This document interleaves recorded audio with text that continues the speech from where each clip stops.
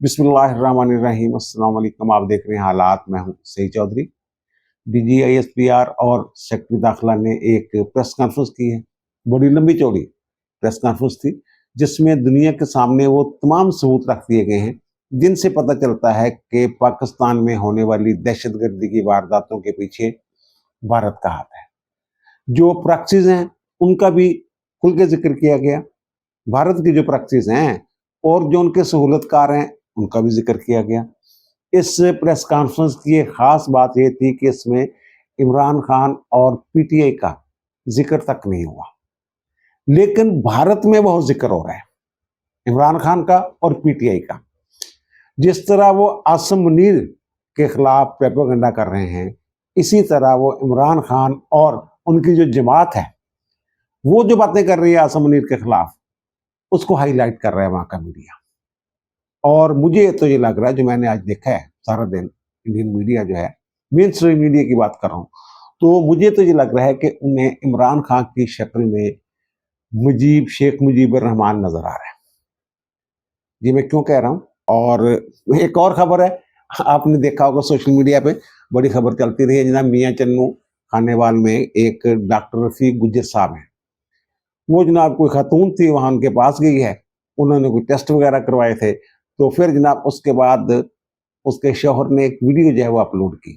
उसने कहा जनाब तमाम टेस्ट जो हैं एक खातून के, रिपोर्टें वगैरह जो है डॉक्टर साहब को दिखाई गई। तो उसके बाद डॉक्टर साहब ने मेरी बीवी की जबान के साथ जबान लगा के कोई टेस्ट किया।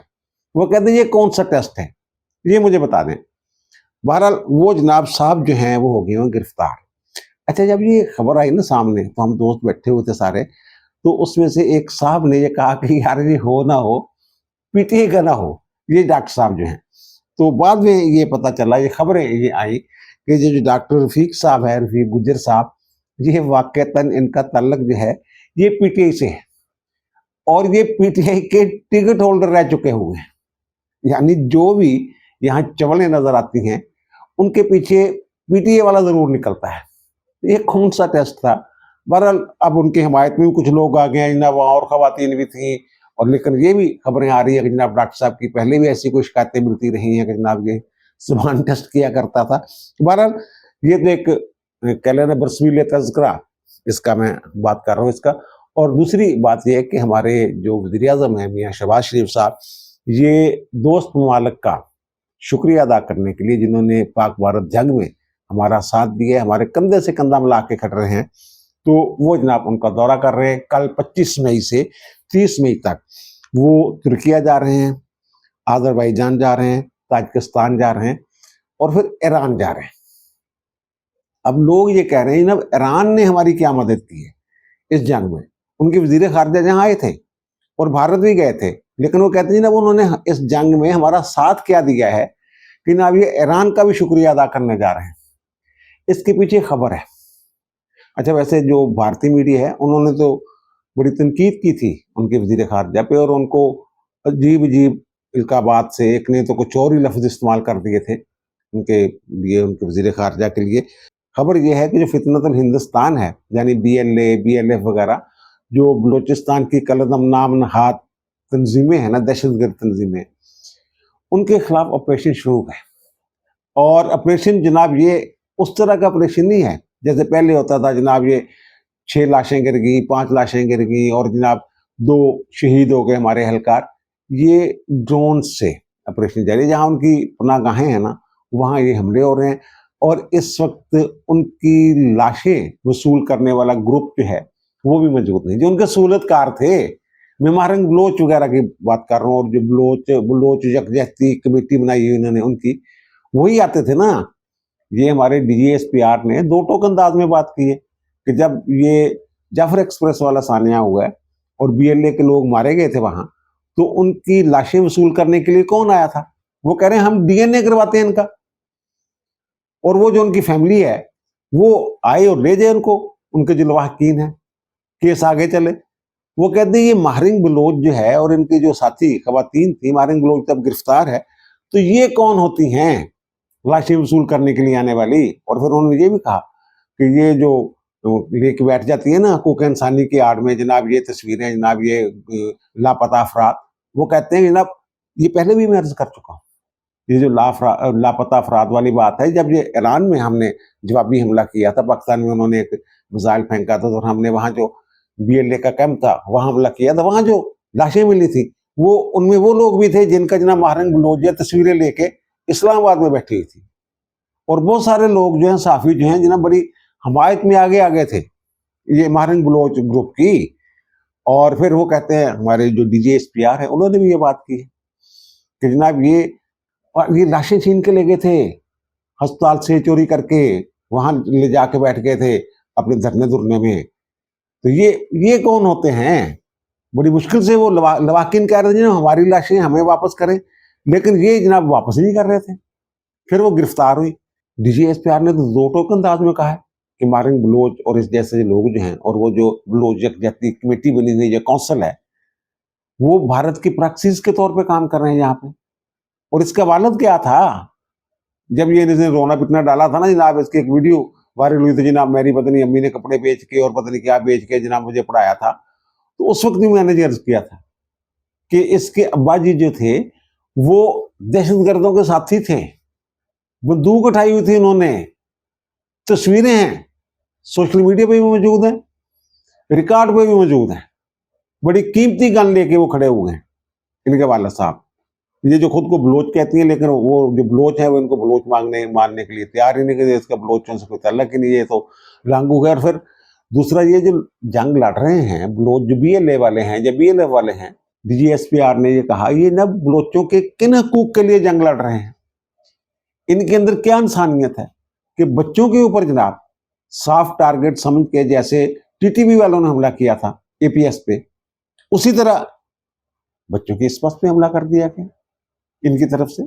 तो बहरहाल वो जिक्र हो रहा था कि जनाब उनके खिलाफ जो BLA BLF वगैरह जो तंजीमें उनके खिलाफ ऑपरेशन हो रहा है, और वो भाग के जाते हैं ईरान। ईरान का दौरा क्यों कर रहे हैं हमारे वज़ीर-ए-आज़म? इस हवाले से मैं बात करूं, जब ये जंग हो रही थी और बड़ा शोर मचा रहे थे इंडिया वाले जनाब, एक तरफ से BLA हमलावर हो जाएगी, दूसरी तरफ जनाब अफगान जो है ड्यूरेट लाइन जो है क्रॉस करके पहुंच रहे हैं पाकिस्तान की तरफ, और इधर से हमने हमला कर दिया होगा, और लाहौर की जो बंदरगाह है उसमें कब्जा हो गया है। ये सारी बातें जो झूठ वो बकवास किया करते थे वही बातें। तो ये उस वक्त भी मैंने ये अर्ज किया था कि ईरान ने जो वहाँ सिक्योरिटी है ना वो बढ़ा दी है, यानी ये जो भगोड़े हैं ना, इनके रास्तों को तो पता है, हमें भी पता है, ईरान वालों को पता है कि बलूचिस्तान, पाकिस्तानी बलूचिस्तान से उनके बलूचिस्तान या सिस्तान में दाखिल होने के लिए ये कौन से रास्ते इस्तेमाल करते हैं। अपने उन्होंने खुफिया रास्ते बनाए हुए इन्होंने, लेकिन पता है वहां उन्होंने सख्ती कर दी थी, ना इधर से कोई वहां जा रहा था ना उधर से कोई पाकिस्तान आ रहा। अब इसी मामले पे शुक्रिया अदा करने के लिए जा रहे हैं कि जनाब इस सरहद को ज्यादा महफूज बनाया जा रहा है, और खबरें ये भी हैं कि वो जनाब कोई बाउंड्री वाल या कोई बाड़ वगैरह लगाई जा रही है पाकिस्तान और ईरान की सरहद के। वो बड़ा दुश्वार गुजार इलाका है, तो वहां कुछ इस तरह की प्लानिंग है, और ईरान इस हवाले से भरपूर ताबन करने के लिए तैयार है। एक अच्छी खबर ये भी सुनने में आ रही है कि जो अफगानिस्तान है वो भी यकीन दहानियां करवा रहा है कि हमारी सरजमीन जो है ये पाकिस्तान में दहशतगर्दी के लिए इस्तेमाल नहीं होगी।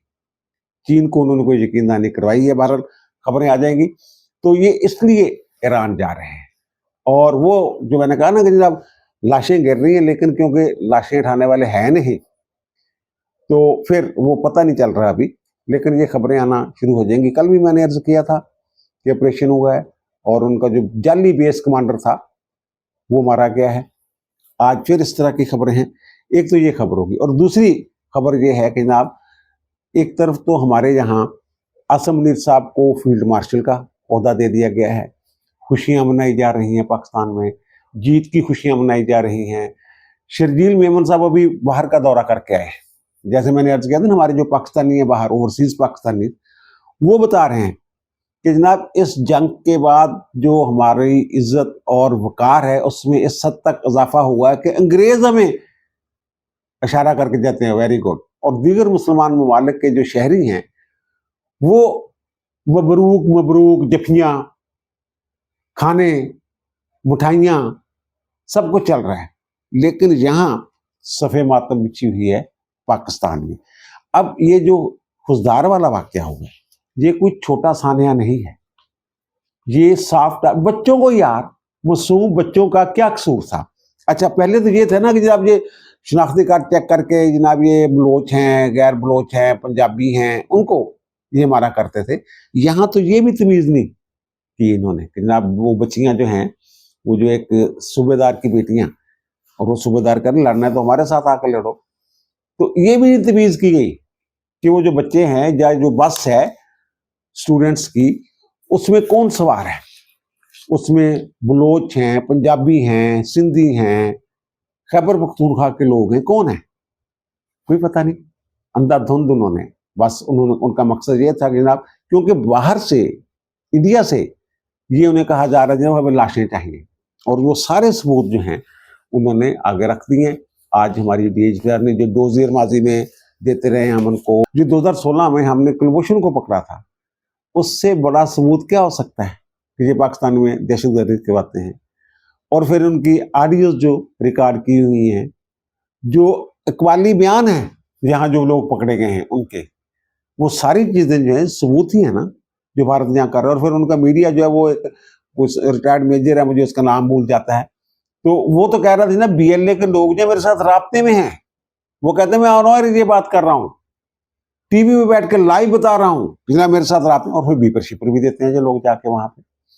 तो ये साफ कह दिया गया है, मीडिया को भी कह दिया गया है वहां इसी प्रेस कॉन्फ्रेंस में कि जनाब आप जो है इनके चेहरे बेनकाब करें, सहूलतकार ना बने, जो इन प्रॉक्सीज का साथ देगा उसे भी प्रॉक्सी ही समझा जाएगा और उसके साथ वही सलूक किया जाएगा जो इन दहशतगर्दों के साथ सलूक होगा। जो सहूलतकार होंगे उनके साथ भी वही सलूक होगा। ये दो टोक अंदाज में बता दिया गया। और दिलचस्प बात यह है कि इस लंबी चौड़ी प्रेस कॉन्फ्रेंस में बीच में वैसे ऐसे हुआ था, मैं बीच में उठ के चला गया था, मे भी उस टाइम हो गया, लेकिन वो मेरी इतला के मुताबिक वहाँ ना इमरान खान का जिक्र हुआ ना पीटीआई का जिक्र हुआ। यानी ये जो मौजूदा हमारा मंजरनामा है मुल्क का, उसमें पीटीआई भी इररेलेवेंट होगी हुई है और इमरान खान साहब भी इररेलेवेंट हो गए। मैं बार बार ये बात कर रहा हूँ कि जनाब ये गैर मुतलका हो चुके हुए हैं, इसीलिए तो तरले छल्ले मारते फिर रहे हैं कि जनाब मैं बात करने के लिए तैयार हूं, लेकिन बात किससे करूंगा, जो जनाब फील्ड मार्शल एस्टेब्लिशमेंट के साथ, और एस्टेब्लिशमेंट के बारे में ये कह रहे हैं जनाब वो इससे तो बेहतर था जनाब वो बादशाह सलामत बन जाता। ये इनका रवैया है, ये इनकी मुनाफकत है, और इससे भारतीय मीडिया जो है वो फायदा उठा रहा है। वो कैसे फायदा उठा रहा है, तो मैंने अर्ज किया ना, मैं वहाँ जो उनका मीडिया है, मेन मीडिया, वो देखता रहा। तो वहाँ दो खबरें चल रही थी जो एक हमसायों के हवाले से। एक तो खबर चल रही थी ना बांग्लादेश में, वो जो उनके चीफ एग्जीक्यूटिव हैं अबूरी हुकूमत के सरबराह बांग्लादेश के, उनके खिलाफ कि जनाब हसीना वाजिद का तख्ता उल्टने वाला जो है डॉक्टर यूनुस, अब उसका तख्ता उल्टने जा रही है वहाँ की फौज। ये खबर चल रही थी। और दूसरी खबर ये चल रही थी कि इमरान खान ने ऐलाने जंग कर दिया आसिम मुनीर के खिलाफ, मुल्ला मुनीर के खिलाफ ऐलाने जंग कर दिया। वो कह रहे हैं कि जनाब ये मुल्ला मुनीर जो है ये बन गया हुआ है जनाब फील्ड मार्शल, और वो कह रहे हैं जनाब फील्ड मार्शल इसलिए बना है कि इमरान ने ऐलाने जंग कर दिया है, इमरान ने बाहर आ जाना है, इमरान ने इनकलाब बर्पा कर देना है, आसिम मुनीर को आर्मी चीफ के ओहदा से जनाब हटा दिया जाना है। अवाम में और फौज में बहुत बड़ी खलीज है, अवाम के अंदर बड़ी नफरत है। वही जो पीटीआई वाले बातें करते हैं वही बातें। और वो फील्ड मार्शल इसलिए बना है क्योंकि फील्ड मार्शल का जो रैंक है, वो ओहदा जो है वो ताहयात होता है। तो वो इमरान खान की सजा से बचने के लिए वो जनाब जूटा जो है वो फील्ड मार्शल बन गया हुआ। ये बातें हो रही हैं और कह रहे हैं जनाब पाकिस्तान शिकस्त खा गया, लेकिन इसको फतह दिखाने के लिए जनाब उसको जो है मुल्ला मुनीर को, यानी आसिम मुनीर को, हाफिज आसिम मुनीर को, अच्छा इस बात को लेके वो बड़ा प्रोपेगेंडा कर रहे हैं कि जनाब ये मुख्तलिफ कुरानी आयात के हवाले क्यों देता है, ये जिहादी है, जिहादी मुल्ला है, जिहादी जर्नैल है, ये बातें कर रहे हैं। और दूसरी बात यह है कि जनाब ये इमरान खान को जिस तरीके से पोर्ट्रे कर रहे हैं, शेख मुजीब की तरह कि जनाब वो मुज़ाहमत का इस्तारा था पाकिस्तानी फौज के खिलाफ या एस्टेब्लिशमेंट के खिलाफ, इसी तरह जनाब इमरान खान साहब हैं, वो जो कह रहे हैं।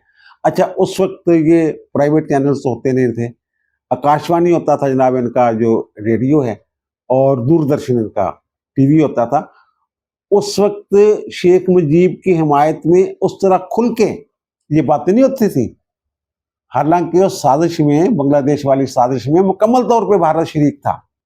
उस वक्त भी शेख मुजीबुर रहमान को इस तरह हीरो बना के पेश नहीं किया जा रहा था जैसे वो इमरान खान को पेश कर रहे हैं, और इसके जिम्मेदार खुद इमरान खान साहब हैं। इमरान खान साहब उन्हें मौका दे रहे हैं। अभी मैं देख रहा था इमरान खान का जो एक्स अकाउंट है, इनका जो सोशल मीडिया है, और जो पीटीआई का ऑफिशियल अकाउंट है एक्स का ट्विटर अकाउंट है, उसमें जो खुजदार वाला जो वाकया है, ये 21 मई को खुजदार वाला सानिया जो है ये पेश आया था, लेकिन इमरान खान ने अभी तक उसकी मजम्मत नहीं की, और ना ही पीटीआई ने इसकी मजम्मत की है। अब पीटीआई ने जो ताज़ा तरीन उसकी पोस्ट है 23 मई की, उसमें जनाब वो कहते हैं जनाब इमरान खान को जनाब हो गए हैं 657 दिन जेल में हैं, और बड़े जनाब कहते हैं जनाब जैसे वो स्लॉटर हाउस नहीं होता, ऐसे जैसे किसी स्लॉटर हाउस में रखा गया हो। ये झूठ है, सरासर झूठ है। इनकी जो दरखास्तें जाती हैं सहूलतों के लिए, वो जो अदालतों में रिपोर्टें जाती हैं, और इनके जो वकील होते हैं उनको डिनाई नहीं करते। बी क्लास इनको मिली हुई है और मुशक्ति मिला हुआ है। खाने की सहूलत, जो बी क्लास का कैदी होता है इसको खाने की सहूलत भी होती है कि जनाब वो अपनी मर्जी का खाना पकवा सकता है। वो कहते हैं जनाब वो असिस्टेंट सुप्रीडेंट जेल की निगरानी में इनका खाना तैयार होता है। प्राइवेट डॉक्टर की सहूलत जो है वो इनको मुयस्सर है। ये पता नहीं किन सहूलतों को की मतमनी है जनाब, वो दूसरों का जनाब मैं एसी करवाऊंगा और पता नहीं क्या क्या करूंगा, और टेम्परेचर जो है इनकी बैरक का वो कंट्रोल रखा जाता है, और किताबें, अखबार और टीवी तक मुयस्सर है इनको, एक्सरसाइज वाली मशीन मुयस्सर है, फ्रिज मुयस्सर है, और ये कह रहे हैं जनाब उनको तंदूर में रखा हुआ है, ओवन की तरह तप जाता है। यही बातें करते हैं ना। अब ये कह रहे हैं जनाब 657 दिन हो गए, लेकिन आगे जो उन्होंने, मैं आपको दिखा रहा हूं ये ट्वीट उनका, वो कहते हैं जनाब ये जो आमराना मिलिट्री रजीम है ना, जो आसम मुनीर के अंडर काम करती है, ये सारा कुछ उसी का किया धरा है। और जनाब वो कहते हैं जनाब ये गैर कानूनी तौर पे इनको कैद रखा हुआ, सजावां हुई है भाईजान, गैर कानूनी तौर पे कितों रखा है। और दूसरा कहते हैं जनाब वो जो नेल्सन मंडेला, यूनाइटेड नेशन का जनाब वो नेल्सन मंडेला रूल्स है ना, उनकी भी खिलाफ वर्जी हो रही है। और भाई मेरे पाकिस्तानी रूल्स की खिलाफ वर्जी हो रही है या नहीं, ये दसो पहली गल। और दूसरी गल जेडे नेल्सन मंडेला रूल्स की गल कर रहे हैं, ਉਹਦੇ ਵਿੱਚ ਇਹ ਕੋਈ ਸਿਆਸੀ ਕੈਦੀ ਹੈ ਯਾਰ, ਇਹ ਸਜ਼ਾ याफ्ता मुजरम आ, इनू सजा हुई हुई है। इनू नेल्सन मंडेला जनाब रूल का इतलाक कर रहे हैं। ये अब देखे जी हाफिज साहब के बारे में क्या लबो लहजा, यानी हम उनको फील्ड मार्शल के तौर पे कौम जो है दिलो जान के साथ कबूल कर चुके हुए हैं, इस पे भी यकीन हो रहा है। और भाई साहब जो हैं उनको कह रहे हैं जनाब ये आमराना रजीम है, और जनाब मेरी कैद का जिम्मेदार ये बनता है। और दूसरी बात यह है कि जो खुजदार वाला वाकया है, इस पर अभी तक मजम्मत नहीं की इन्होंने। आपको याद होगा कि एक ड्रोन हमला हुआ था चंद दिन पहले, वो 20, 22, 21, 22 मई के राउंड अबाउट।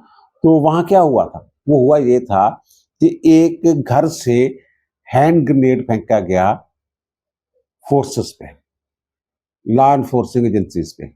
तो फिर जवाबी तौर पे वहाँ वो ड्रोन अटैक हुआ, और उसमें कुछ लोग जो ज़ाहिर है जिस घर से वो अटैक हुआ था, तो वहाँ क्या शुबा रह जाता है कि वहाँ जनाब दहशतगर्द छुपे होंगे या उनको पनाह नहीं दी गई होगी। तो उसमें कुछ पाकिस्तानी शहरी जो हैं वो भी मारे गए, तो उस पर कोई एहतजाज वगैरह भी हुआ।